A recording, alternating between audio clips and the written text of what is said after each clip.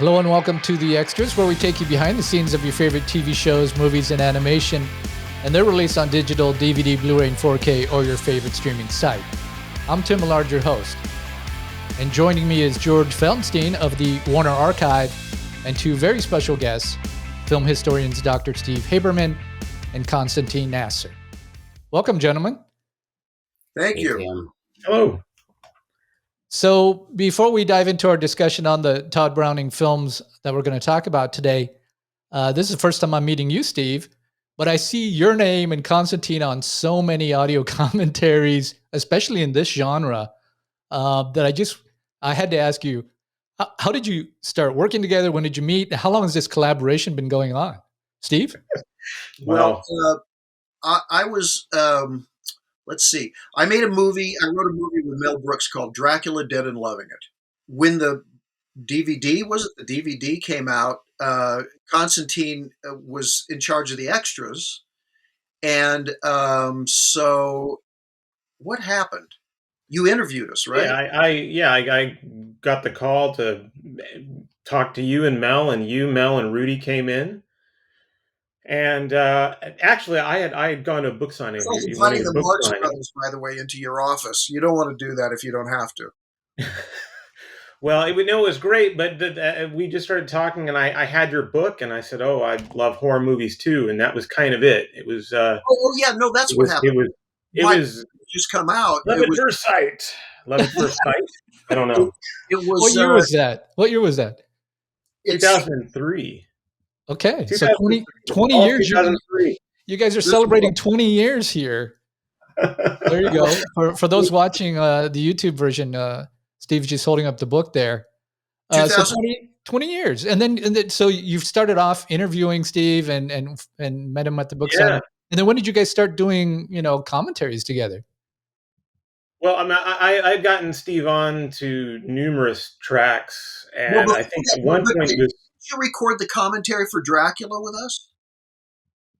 I did Dracula. Yeah, it was Dracula.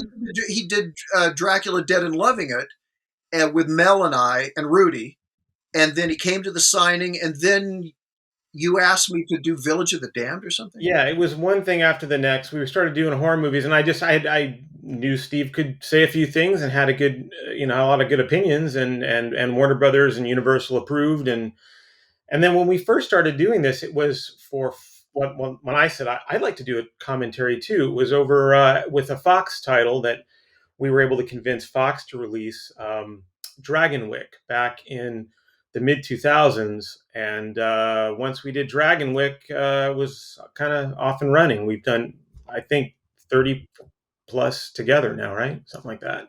I don't know. Who's counting? Well, I don't know. I'm just guessing. This guy's done a lot more than me. Yeah. So. Well, obviously, George, will bring you in. Obviously, the Warner Brothers, or excuse me, Warner Archive specifically, is only releasing one horror film this October, but it's a pretty big one, and that's the main part of our discussion today, The Devil Doll. But maybe you can give a little background, George, into how you selected that, and then reached out to these guys to do their thing. Well, if I truly had the ability to do what I would like to do, we would have had many horror films released this month. We're in a very constricted situation where we don't have as much freedom to do as I would like, so we have to be judicious in what we do. And I have been working with our partners at Criterion on really every release that they've done since we began partnering with them, and I knew that Freaks was coming out from them October 17th, and I went to the powers that be and asked, I won't say the truth, which is begged and pleaded, for the money to do a brand new master on The Devil Doll, so we would have it come out around the same time, because I think the film has been very, very underrated and unappreciated outside of classic horror film circles where it is lauded. And happily, everybody was in support of the initiative, and we were able to get it. As we're recording this now, on the 20th of October, by October 24th, it will be available. hopefully on people's doorsteps, since all of our products are online only. So once you knew that this, pretty big title was going to be coming out along with the Criterion, how did you get these guys on board to do this audio commentary? Well, again, Hard it was a big hope. But a year ago at this time, we all shared the joy of a rapturously received release of Mamoulian's Dr. Jekyll and Mr. Hyde. And these gentlemen made a contribution to that release that is inestimable. Is that the word? It's peerless. And that was a huge success for us, both critically and financially. And I only wish we had the ability to do more commentaries and new special features. And I'm hoping the future will bring that. But today we have that in this release, and it's something to celebrate. And we're better to do that on the extras. Well, thanks, George, for for reaching out to me and suggesting it. Because I've been diving in and I listened to the commentary and I've watched the Criterion Collection. So I'm really excited for today's discussion because we're going to be talking about a lot of, Tod Browning's highly esteemed films. But maybe we should just start, and focus on The Devil Doll here, since that's coming out on the 24th. Steve, maybe you can give us a little background on, because I was listening to your audio commentary, a little background on this film and Tod Browning and, coming into it. Well, Tod Browning is an auteur. I'm an auteurist. I believe that there are certain filmmakers that have such a strong personality and such obsessive interests that it comes out in everything that they, and then in all the movies they make. Even when they don't write the stories and the screenplays, it comes out because they're guiding it through to its final form. And these directors, these auteurs, the obvious ones, Hitchcock, Hawks, Ford, Orson Welles, they have such really strong personalities that their movies become works of art. They're unique. And Tod Browning is one of those guys. Now, he was, he started the horror renaissance, shall we say, or it wasn't even a renaissance because there wasn't a true genre of horror before 1931. He started that genre with Dracula. He directed Dracula in 1931 because of some bad history and some bad critical evaluations in the past.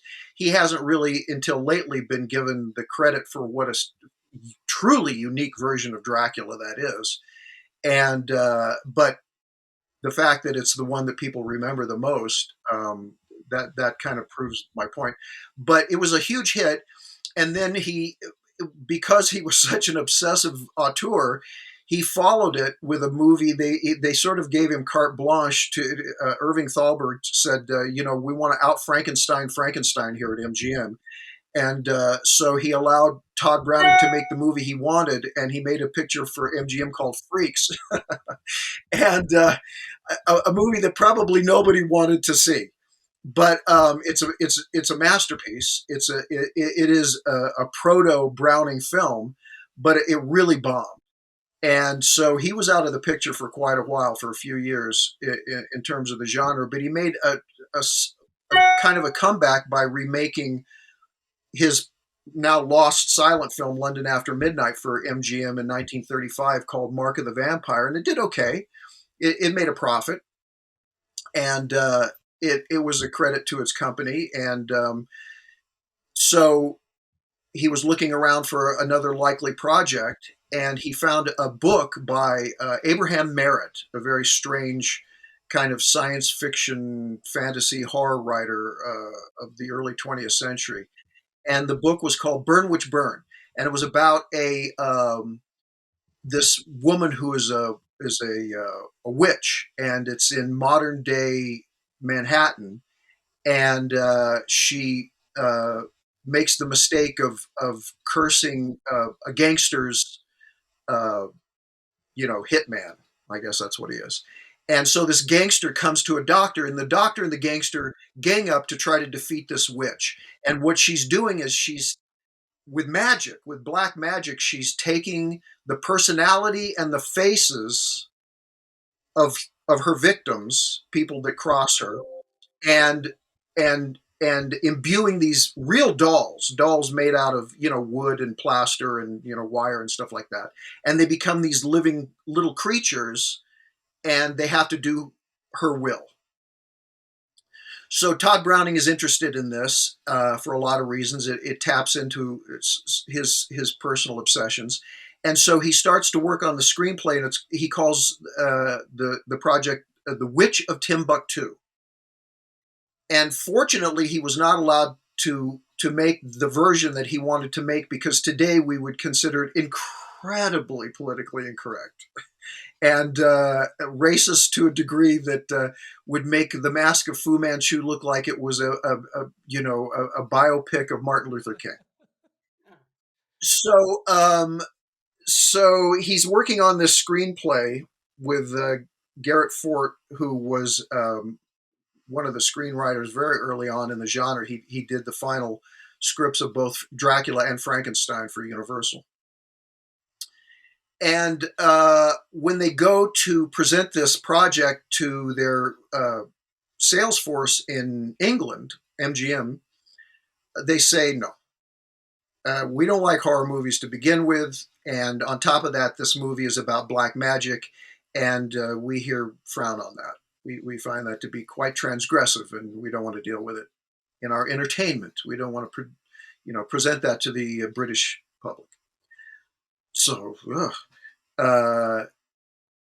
they think about it, and they come up with the brilliant idea of not making it about black magic, but making it science fiction, making it so that it's about someone who, turns people small.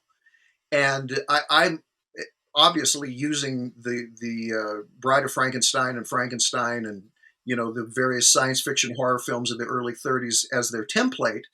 They recraft it, and they hire the down on his luck Erich von Stroheim, another undisputed auteur of American cinema, and who shares with Tod Browning an interest in the seamy side and con men, moral ambiguity, the regeneration of bad people, and he crafts the first screenplay about that, about a scientist, a mad scientist who makes these human beings small, and that becomes their project. That's how this develops, and this is very late in the process.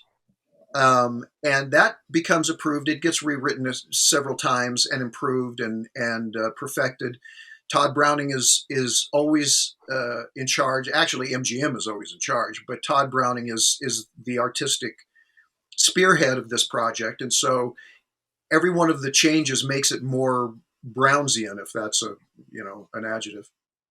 Yeah, I was listening to the audio commentary, Steve, and you mentioned the number of writers, and you would think, oh man, that's going to be a disaster. But it sounded like that as through your research, I think you say that actually it made it somewhat better each time, which is kind of surprising. Every time. I don't know where this theory that the number of writers on a project makes it bad. The whole idea, it depends on who's guiding those writers and the motivation for the rewrites. Right. But, if you have somebody that is focused, what they're doing is they're taking the ideas of a lot of other, obviously talented people and folding it into their vision. And, I just did a book on Roger Corman's Mask of the Red Death.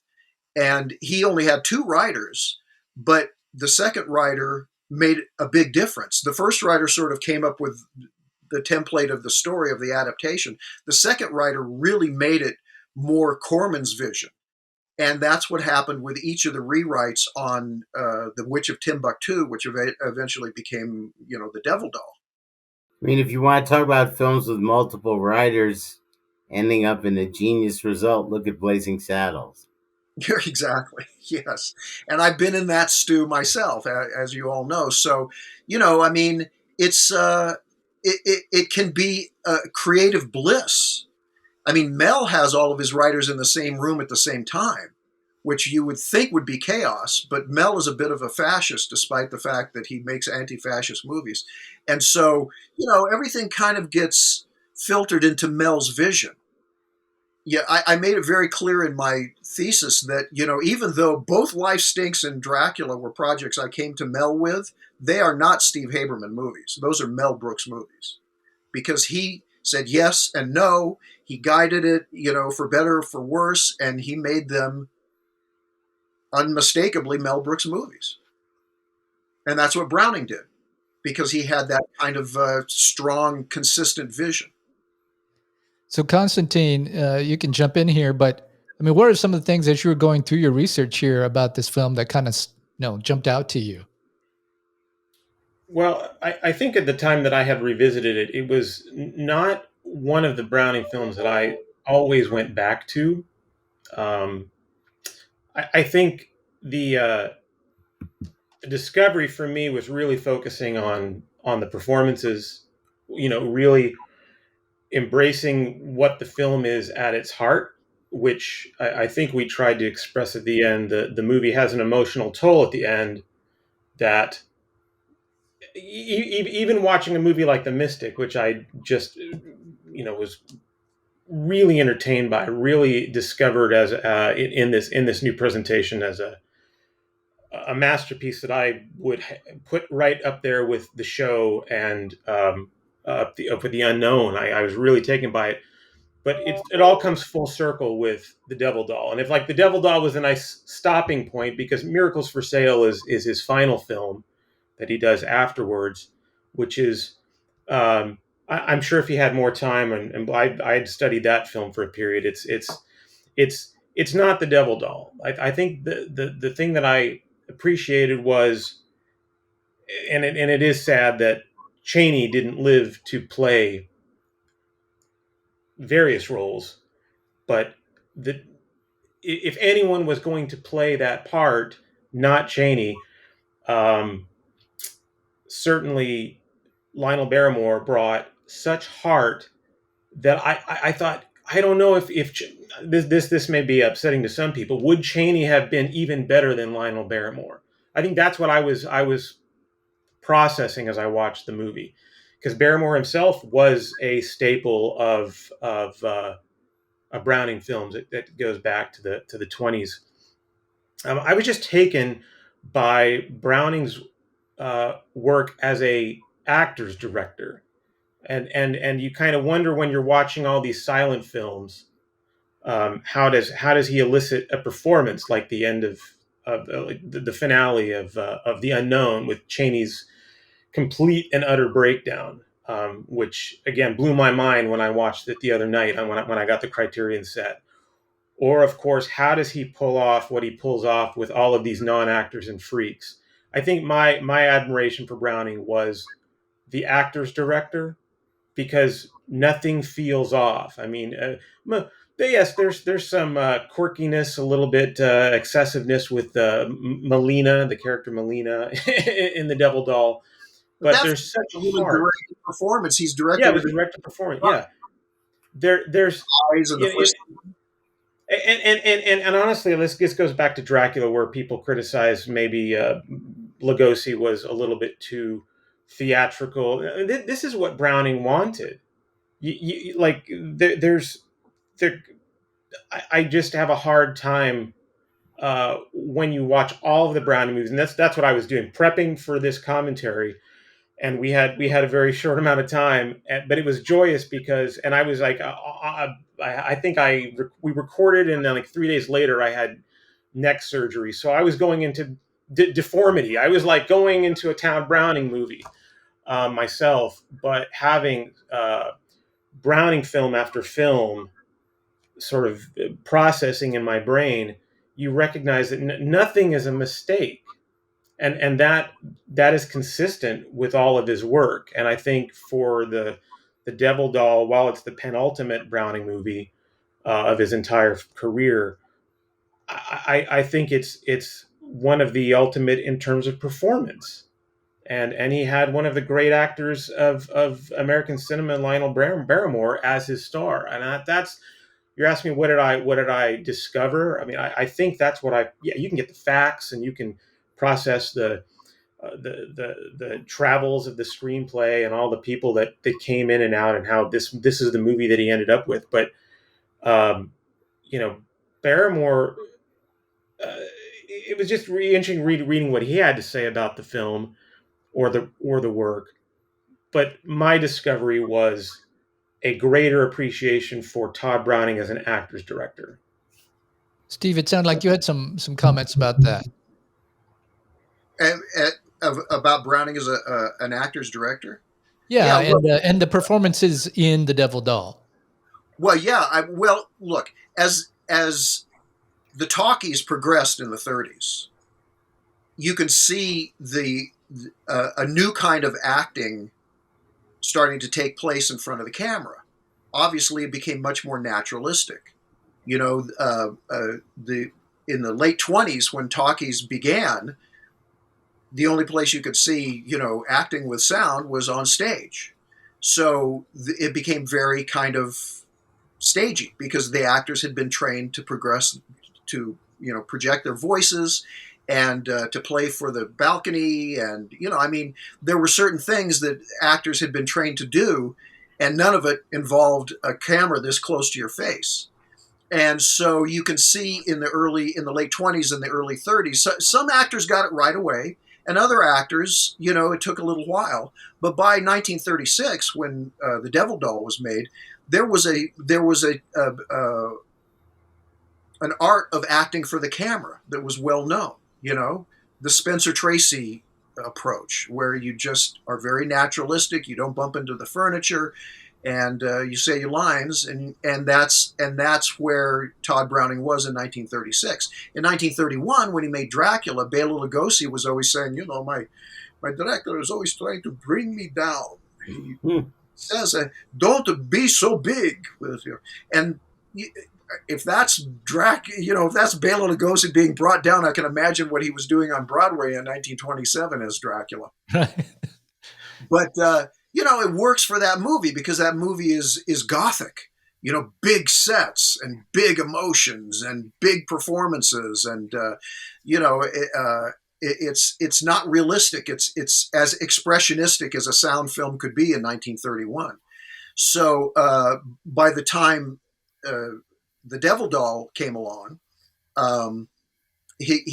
Browning had also become more naturalistic. Although Browning's silent films are very naturalistic. I too just watched the restoration of The Unknown, which is a revelation. There's a lot.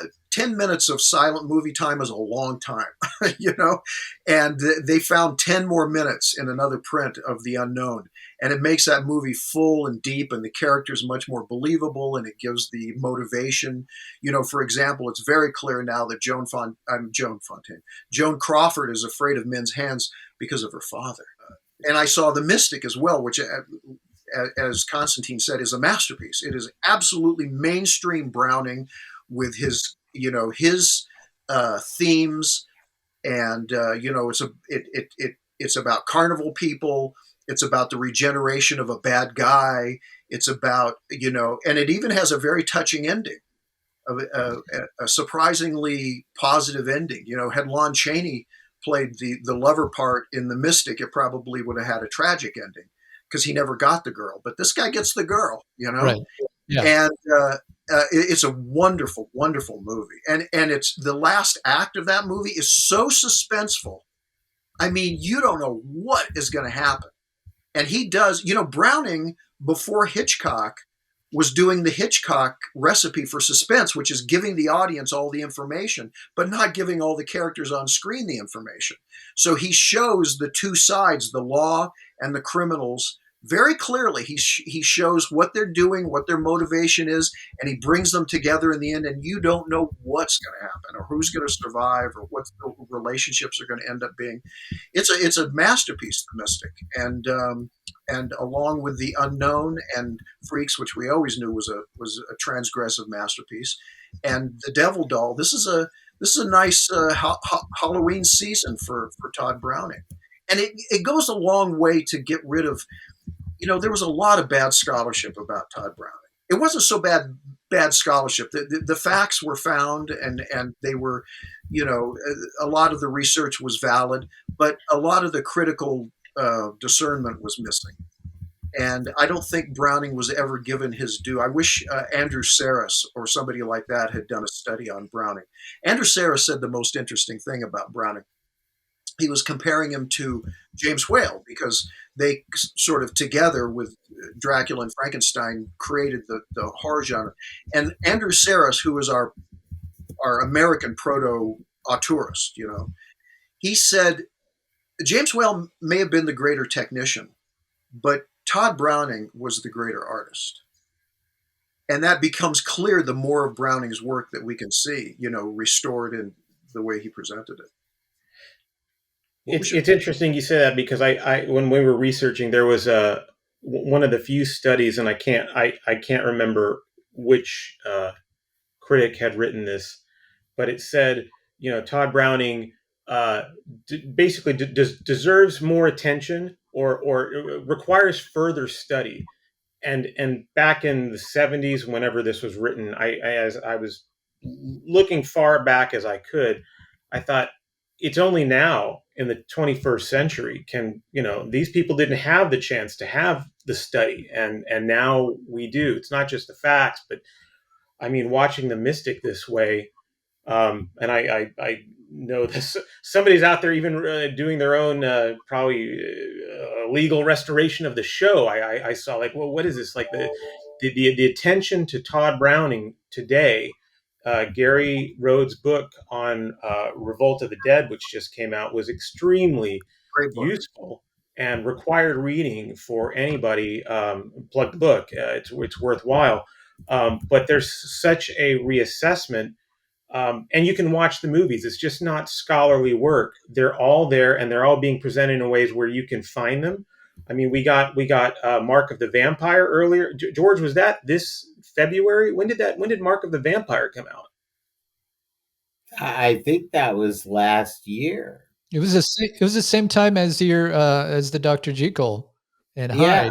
We did that podcast on both of those together, actually. But that was it's great. Thank you to George for the Blackbird, or the 13th Chair. Like, we have all the movies now, all the things that came out on DVD, and now the battle is to get them in HD and restored, and that's a big battle. But we're winning little battles, and hopefully, eventually, we'll win the war for restoration. Yeah. Well, why don't we take a break? Why don't we take a break from Tod Browning just to ask you a little bit about the restoration on The Devil Doll? Because usually we talk about that, George, and just the HD version, and then you can give us a little background on. I mean, it looks terrific from what I saw. Yeah, I think it's astounding, because the previous transfer that everybody has seen is close to 30 years old. Standard definition. The Devil Doll is one of the many, many MGM films where the original negative perished in the tragic fire at George Eastman House in the late 1970s. So we had to work from secondary elements, but we scanned them at 4K, as we usually do for preservation, and then our masterful team at Warner Brothers Motion Picture Imaging went in and did their usual magic, which should never be underestimated, because the work they do is astounding. And what they did for this film, especially considering that they weren't able to work with a first-generation camera negative, it looks so much better than anyone has ever seen it. And equally as important, it sounds terrific, because the audio has been restored as well by Warner Brothers post-production archival audio. So I was just blown away with how good it looked and sounded, and knew the fans would be very happy. One thing I noticed about seeing it looking so good and I want to get your take, Constantine and Steve, because you talk about this a lot in the commentary, is there's a lot of special effects in this. I mean, the dolls. And I thought they look great, even though they're now in HD. You know, you could expose things more when you have a better image like that. Talk a little bit about that when you saw it, your impressions. Well, those were traveling mats, and traveling mats can look great or they can look terrible. And, MGM had a wonderful special effects department. And, even this restoration, it doesn't expose any flaws. What it exposes is the fact that they were so meticulous. Even sometimes people crossing in front of the dolls that are mats, that are moving mats, and they do a wipe with people crossing in front of them. And the greatest thing they did was not special effects. It was making gigantic sets. Later on, Universal would do that for The Incredible Shrinking Man, but the ones in Devil Doll, there are these big Art Deco stairways and uh, huge end tables and beds and things like that. They're just so wonderful. I mean, that of course even looks better in high definition, because you can see that these are very detailed, built to scale sets that match the real, normal size sets. It's just a remarkable. Like even Dracula and Freaks, which have been available forever, they were a different experience when they were crummy 16 millimeter prints, or worse than that, VHS off crummy 16 millimeter prints, or even 16 millimeter prints, or 35 millimeter prints that had been pasted together. They had speckles and dirt, and it makes such a huge difference just to see them pristine, as you would see them at the, not just as the release in your town, but maybe at the premiere. The cast and crew screening. That's how good these look now. I would add though that's the magic of MGM. When you had MGM behind you, you got the ability to make sets that were so carefully crafted that, I mean, nothing looks false. The giant pearls, everything looks right. And one thing that I would also add, I want to go back to what George said about the audio restoration. Um, you know, there's a well, for the first time you can hear with such clarity the Franz Waxman score. Yes. I think when those of us who love film scores get a chance to listen to old classic, you're listening to film and you're like, oh, one of my favorite composers is composing the music for this picture. Oftentimes, an old 30-year transfers, like the music kind of just gets buried. It's there. It's part of just a simple layer of sound, because you can't really differentiate it. And I think I try to pay attention here, because I thought what music there is in the film, it's not wall to wall, but there's a lot. It really pops isn't the right word, but you can finally hear it. I think for the quality that and care that Franz Waxman put into it. And I know when George was sending files, he was like, listen to the sound is so great. And he was so right. So like everything from the visuals and the colors and the blacks, especially I always look for that in a black and white film. It's just so wonderful to see this movie this way, with especially when you get to these nice um, touching close-ups at the end of the film between Lionel Barrymore and his daughter. The power is certainly magnified, because you can see these people, you can see the emotion on their face better than you have ever seen it before, and that's, I think, at the heart of the end of this movie.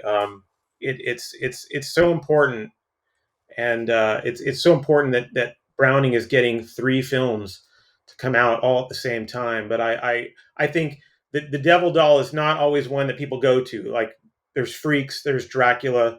They talk about the Chaney films, but I'm really excited that the Devil Doll got this attention, and I thank George once again for inviting us to do it with him. Well, you I think we have to talk about A. Arnold, quote unquote, Buddy Gillespie, Yeah. the special effects genius who is probably best known for The Wizard of Oz, but this is 3 years before that. He was incredible at what he was able to do, and it is amazing that 85 plus years later, we can look at the Devil Doll and see these special effects that are really, I would say, cutting edge for the time. Would you gentlemen agree?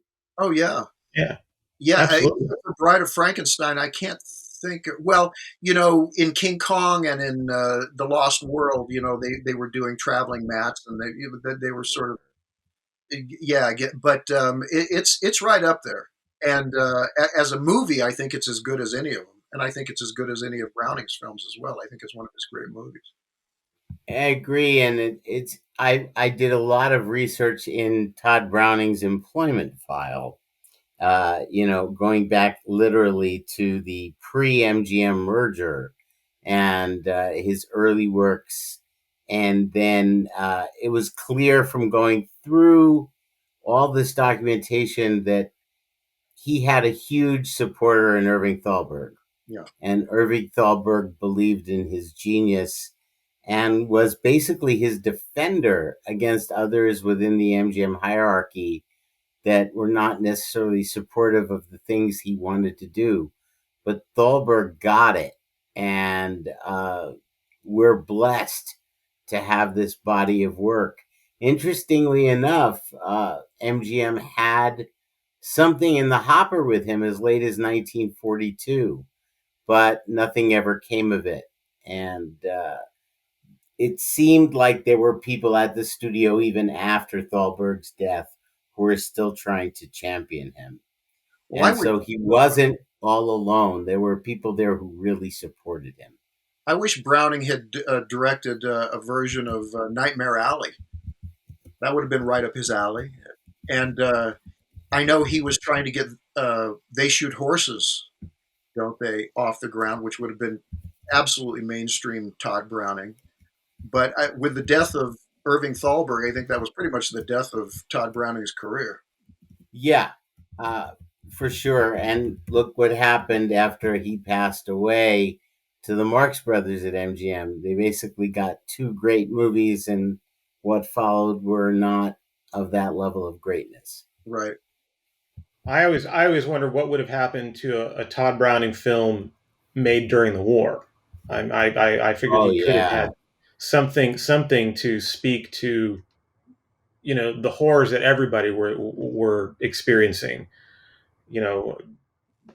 Pride of the Marines, done by Tod Browning would have been interesting. But yeah, of course. But I mean, I don't mean that in a something like that. I'm not saying this facetiously. I think that he probably had a lot to say, but didn't have an outlet. So I'm just again so happy that there's such a reassessment. That I don't know how many people are Browning family out there, family members that are still alive to sort of see a vindication or an appreciation that generations are now re-experiencing. It's the Mystic in particular really struck me. You're talking about suspense.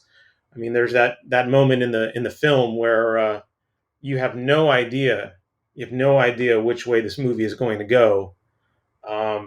I don't want to give it away, but it's really powerful, and revisiting the unknown and just watching Chaney's complete and utter breakdown, all the emotion that's going on in his head. I mean, that's the beauty of that dynamic between Chaney and Browning. I don't think it's rarely been matched, but to see this in high definition as restored as it's going to get. I rewound the scene as I watched it just to watch it one more time. And again, if you haven't seen it, it's toward the end of the film. Don't want to reveal it, but this is Halloween at its best, everybody. You might not have, George, you might not have been able to get more than just The Devil All Out through Warner Archives, but this other Criterion release happened because of you and pushing. I mean, I don't know if you want to speak to that, but these MGM films came out because you saw that was valuable and important and the right thing to do. So thank you for Without that. question, and we're not done yet. There are Well, many more that I want to tackle, both from the from the MGM side, the Warner side, and the RKO side. I do want to share my enthusiasm for what Criterion has done with Freaks. The people at Criterion I think of more than just partners. They're almost like family to me, because we've worked so closely together and I've known them such a long time. They had Freaks under license for many years, but they were overwhelmed by the need to tackle it properly and do it in a way that was worthy of the Criterion collection. And what happened was, if you are a fan of Freaks, and I have been since I saw it, I think it was like in junior high school, and snuck into a midnight show, much to my parents' horror. And that was in the late 70s, and when it was still cool to see movies like that, and it was running the midnight show circuit. But it just astounded me, and yet it also looked terrible.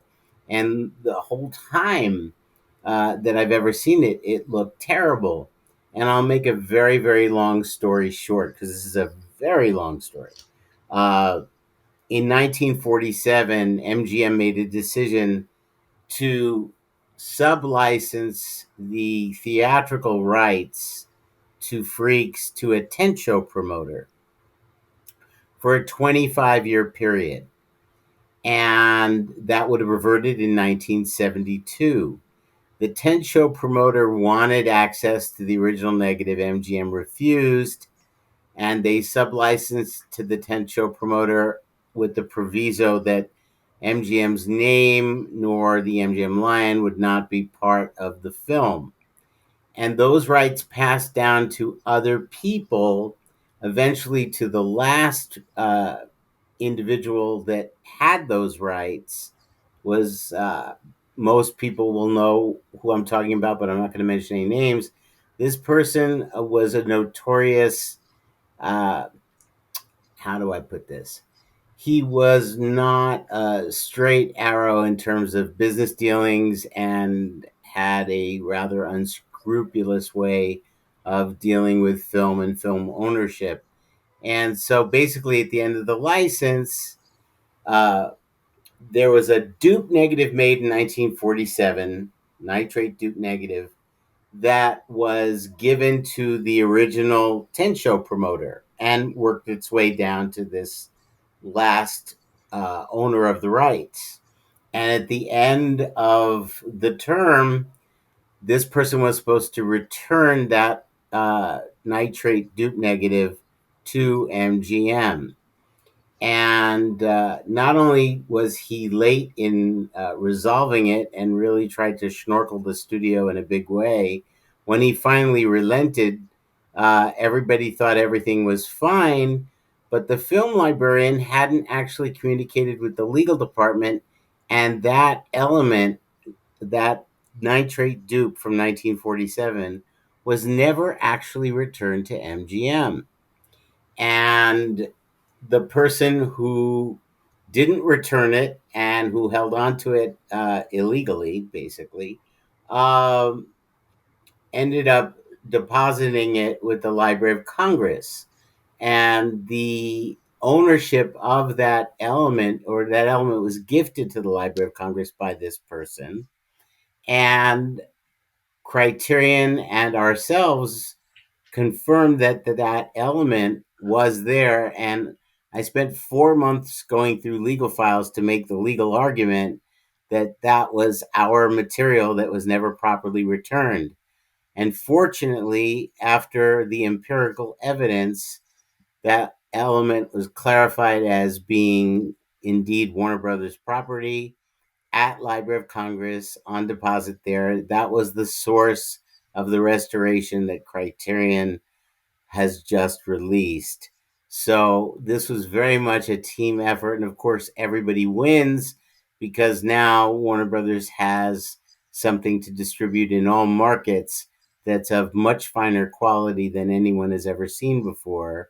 And that's due to the collaboration with our friends and partners at the Criterion Collection. It was their idea to add the Mystic, which I was thrilled about because we have so many silent films that haven't been accessible to the public because we haven't had audio tracks to go with them. And Criterion took the leap here to say, oh, this is what we want to do. And they wanted to add the unknown and really make it into something that was a testament to the sensibilities of Tod Browning as a filmmaker. And so you get this enormous amount of attention paid to freaks and what has happened with the unknown and the previously hard to see the Mystic. What a phenomenal collection that they've put together. And, you know, anything they do is a reflection of our collaboration with them as partners.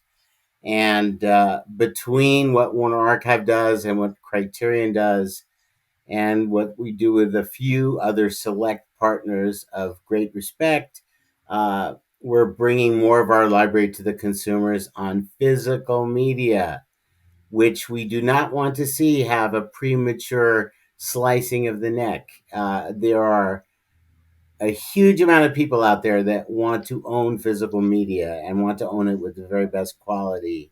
And while some people may not see that as important, Warner Brothers does. And that's why Warner Archive is still around. And that's why we partner with folks like Criterion to make sure that we can get as much of this great cinematic legacy out to people's shelves at home as possible.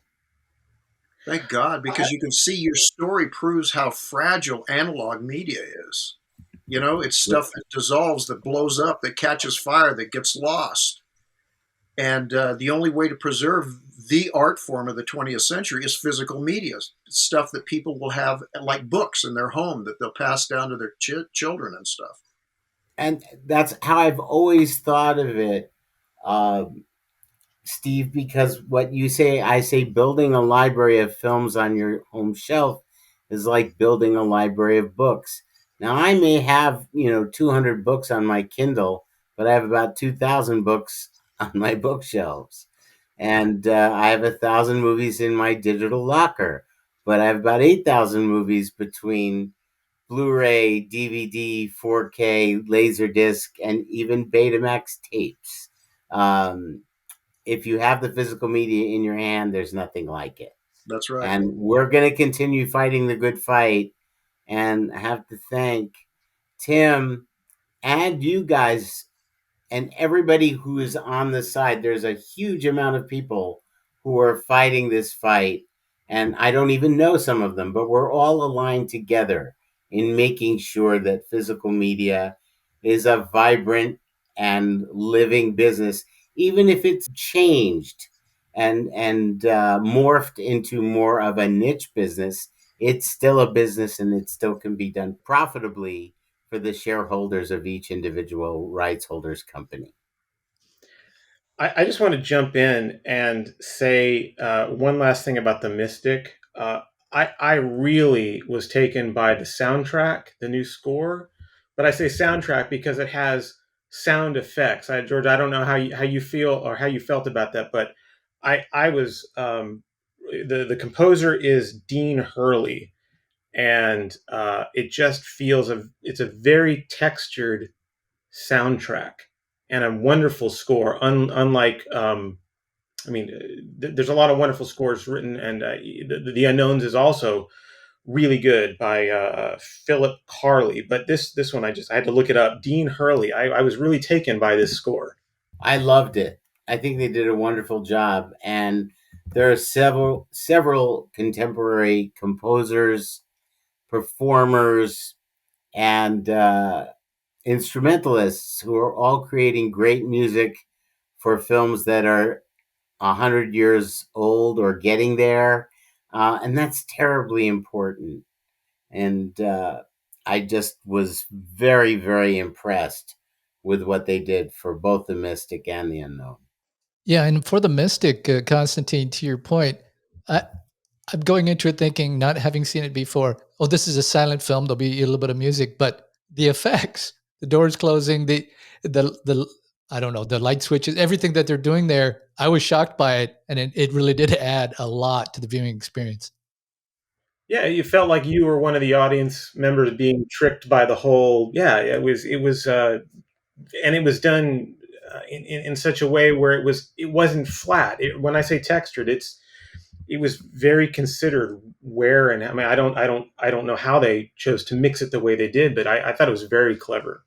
Yeah. It was like the M&E track, you know. It was Yeah. the ADR plus the music. All that's missing is the voice. Well, I was a little surprised about The Devil Doll to hear that it was his, Todd Browning's penultimate. And I think you guys touched on it, because I was thinking, why wasn't he able to do more after The Devil Doll? I mean, he did just the one. And it sounded like not having Irving Thalberg there was a big part of it. But was there anything else to that? Why he didn't do more movies? Well, he said he wanted to retire. I mean, people say that when they can't make movies anymore. So you wonder whether he was fired or they couldn't fire him because he quit first. I don't know, but it, it, I'm pretty sure it was Thalberg because I mean, Browning's movies were very Browning. They were, even now. If you look at the great span of silent movies, all the different kinds of silent movies, Browning's movies pop out because they're so obsessive about the things he's interested in that nobody else seems to be interested in. I mean, nobody would have made Freaks ever, but him. So what, Steve, expound on that a little bit. What was he interested in? What are his themes that endure? Well, he ran away to the circus when he was a teenager. He came from a rather affluent home in Kentucky, and he ran away to join the circus. He was interested in show business at the lowest level, and he was like he was probably the geek in the circus at some point. He allowed himself to be buried alive. He was a clown. He was this. He was that. Watered the elephants. That's the way he came in. And then when movies began to be a thing, of course he was intrigued by that. He already had a show business, gene in him. And so he joined up with D.W. Griffith, as one does, and learned his craft. And he maintained that interest, that very individualist interest in that kind of show business. I mean, being a certain kind of a criminal is show business, isn't it? Being a con artist is show business.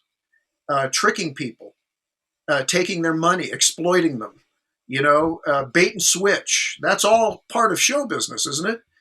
And so he broadened his horizons. I think he discovered Edgar Allan Poe at a very early age. So he was interested in the darker side of human nature. And they all came together in a very special blend we call Tod Browning, where he makes movies about show business people or criminals who are performers, are tricking people. And he's very interested in the regeneration of criminals. He's very, as was Lon Chaney. Lon Chaney was a big advocate of prisoners. He went to prisons and visited prisoners, and he was very interested in their rehabilitation once they got out of prison. And Tod Browning makes movies like that. The most moving part of The Devil Doll and the most moving presentation of that Browning theme is the end, where he finally gets to see, where he renounces his criminal enterprise because it was all just for revenge. It was very personal, and he took his revenge. And he knows, for the safety of his mother and his daughter, that he can't come back into the world again as himself, even though he's been exonerated for the crime that he was in prison for.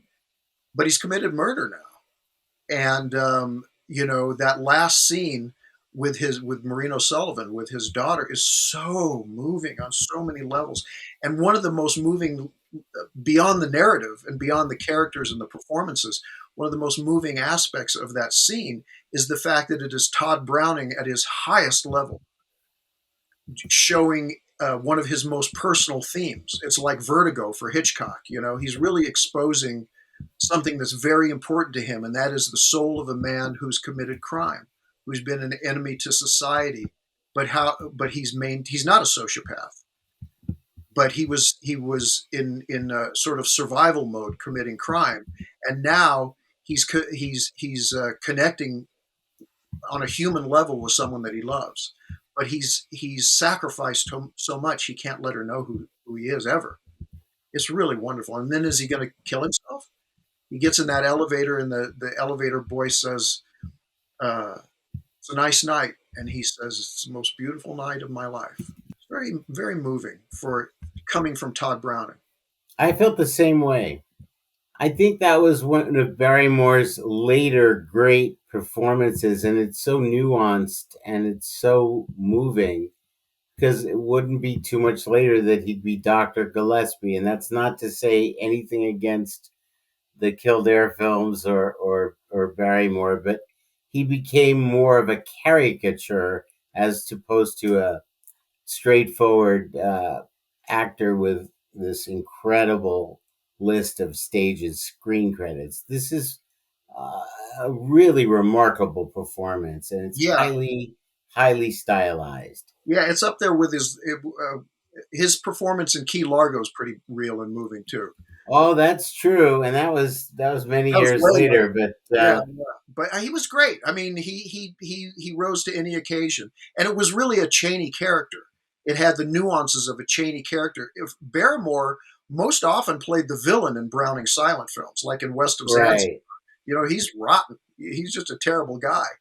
And he shows in The Devil Doll that he could have played the Chaney part, the nuanced good bad guy or bad good guy.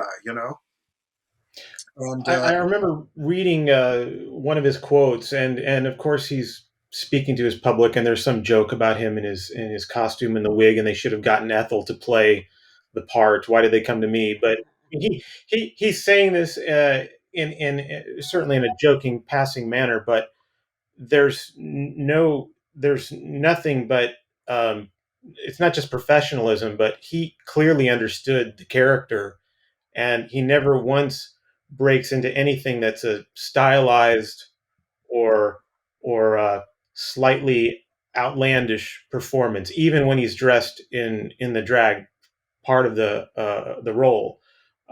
He never wavers from the commitment of that character, which obviously that's the partnership between him and his director. Like, they knew exactly where they wanted to go, and they had to get to that end. And if that end was not if the end could only work if the rest of the movie, even if he's surrounded by some of the other characters that were performances that were stylized, uh, his character was always someone you could sympathize with, and that's what really was like crystal clear, because I'm watching it in a crystal clear way on this, like finally a way to really appreciate the film, and it struck me how important this movie is.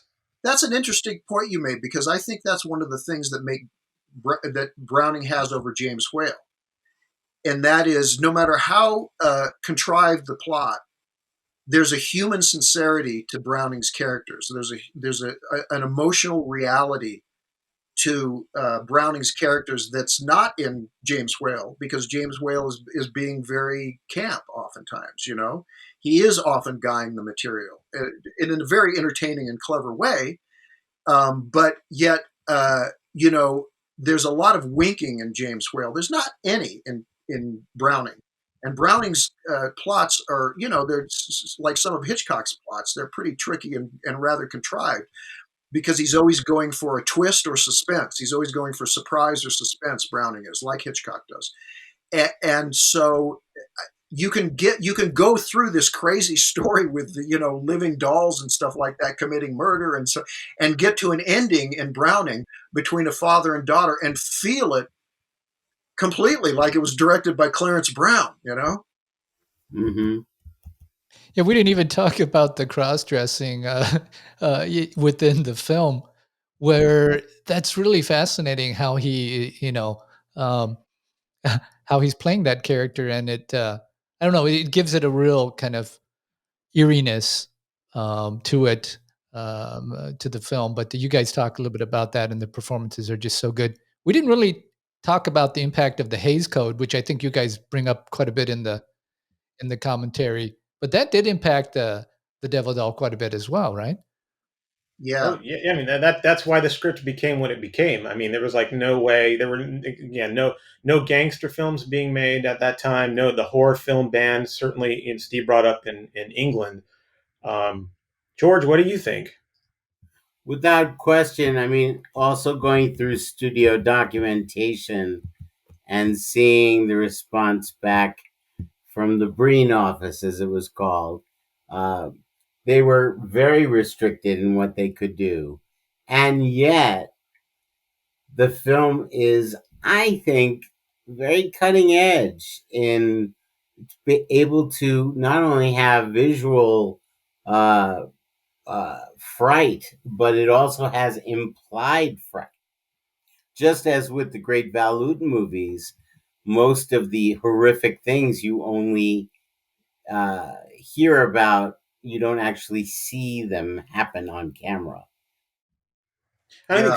Steve, you pointed out the suicide at the end. I mean, it's you could go either way, but it's pretty heavily implied that there's suicide, and yet, or that that's a real possibility, and yet that was a big no no in Yeah, in 36. the early versions of the script, it was, it was unmistakably implied. In other words, you see him standing on the brink of the Seine, and then you see the water, and then you see the water ripple. I mean, you get what happened.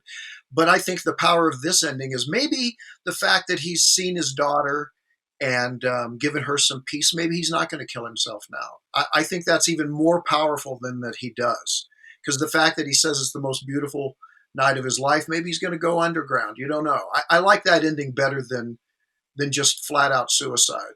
And but as yeah, the Hayes office, that was just not allowed. Nor, in the early scripts, the Maureen O'Sullivan character was implied to be a prostitute, at the very least, and on her way to becoming an alcoholic, and all of that stuff had to be removed as well. They said they were very specific to MGM. They said she is a good person, she's a good daughter, she has a good heart, but she has to do work that is demeaning to survive. Which in a way, in 1936, which was still the Depression, was a noble kind of pursuit. Somebody who's could be better if her circumstances were better, but she's forced to work in a laundry to support herself and her mother. Absolutely. Well, just to wrap it up, for anybody who's new to Tod Browning or who wants to build their library, I mean, after watching these four movies, I have to say, I think you need to get both of these, the Criterion set and the Devil Doll. And I think everyone's gonna be pretty happy in watching these films. They're highly entertaining and a great representation of Tod Browning's work. Yeah, and let me also recommend a few other Warner titles that aren't on Blu-ray. You need to see West of Zanzibar. That's one of his truly great movies. And The Unholy Three. These are all silent movies. And Warner's even offers, some of the lesser movies like The Blackbird and stuff like that. I mean, every one of them is unmistakably a Browning movie. And the show, I would say the Oh show. yeah, the show that's also on DVD from Warner's. Yes, it So thank you, is. George. Thank you, George.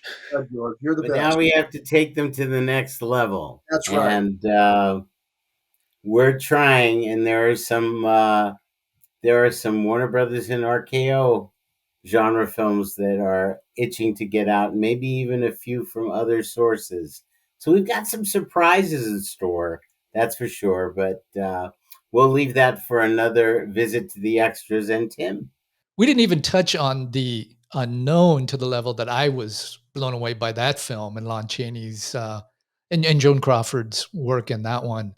We just barely touched on it. You touched on the music too a little bit, Constantine, but it was a lot of fun. It's a good introduction for everybody, and hopefully whets the appetite to want to hear you two in your terrific audio commentary on The Devil Doll. So thanks for coming on The Extras. Thank you, Tim. Thank you very much. Thank you, Tim, and thank you, gentlemen, for your inestimable contribution to making this Blu-ray a truly wonderful event for the year. It's our pleasure. And we're here anytime you call. Yeah. Thanks so much. Thanks so much, Tim. For those of you interested in learning more about the Tod Browning films we discussed today, there are links in the podcast show notes and on our website at www.theextras.tv. That includes The Devil Doll and the Criterion Collection release of Freaks, The Unknown, and The Mystic. I'll also have a list of some of the other Tod Browning films released by the Warner Archive on our website, so be sure and check those out. If you're on social media, be sure and follow the show on Facebook or Twitter at The Extras TV or Instagram at theextras.tv to stay up to date on our upcoming guests and to be a part of our community. And for our long-term listeners, don't forget to subscribe and leave us a review at iTunes, Spotify, or your favorite podcast provider. Until next time, you've been listening to Tim Millard. Stay slightly obsessed.